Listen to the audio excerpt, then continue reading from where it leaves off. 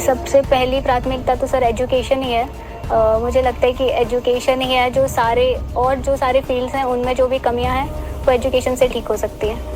और स्पेशली जो girls child और विमेन एजुकेशन है उसके लिए मैं सर काम करना चाहूँगी। दूसरी सर प्रायोरिटी मेरी ये रहेगी कि जो गवर्नमेंट की सारी स्कीम्स हैं जो रूरल एरियाज़ या अर्बन एरियाज़ में चल रही हैं उनका इफ़ेक्टिव इम्प्लीमेंटेशन मैं कर पाऊँ।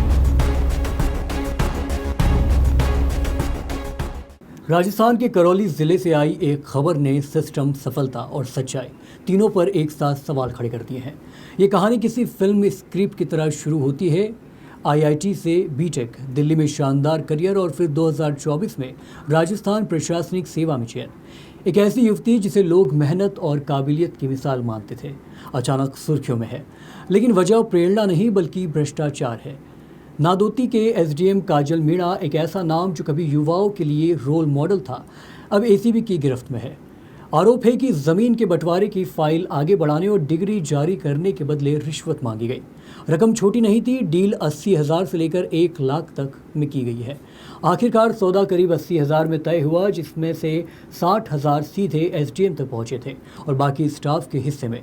एक आम आदमी ने हिम्मत दिखाई, शिकायत की और फिर बिछा जाल।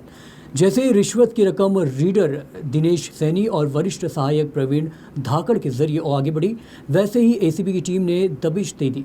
पैसे हाथों हाथ पकड़ लिए गए और पूरे सिस्टम की परतें खुलने लगी।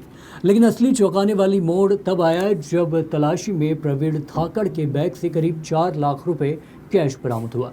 अब सवाल उठ रहा है कि क्या ये सिर्फ एक डील थी या फिर लंबे समय से चल रहा कोई बड़ा खेल। महज 2 साल पहले जिस अधिकारी की तारीफें हो रही थी, आज वही भ्रष्टाचार के आरोप में घिरी है। एक चमकदार करियर और जो दूसरों के लिए प्रेरणा बन सकता है, अब एक चेतावनी बन गया है। ये सिर्फ 60,000 की रिश्वत का मामला नहीं है, ये उस सोच का आईना है जहाँ कुर्सी सेवा के लिए नहीं बल्कि कमाई के लिए इस्तेमाल होने लगती है। राजस्थान में एसीबी की ये कार्रवाई साफ संदेश देती है कि सिस्टम अब चुप नहीं बैठेगा। लेकिन बड़ा सवाल यही है कि क्या सिर्फ गिरफ्तारी और निलंबन काफ़ी है या फिर ऐसे मामलों में सख्त सज़ा और तेज़ न्याय की असली सुधार ला सकता है। अब ये कहानी सिर्फ काजल मीणा की नहीं रुकी, बल्कि ये उस हर सिस्टम की कहानी बन गई है जहां भरोसा और भ्रष्टाचार आमने सामने खड़े हैं। नमस्कार।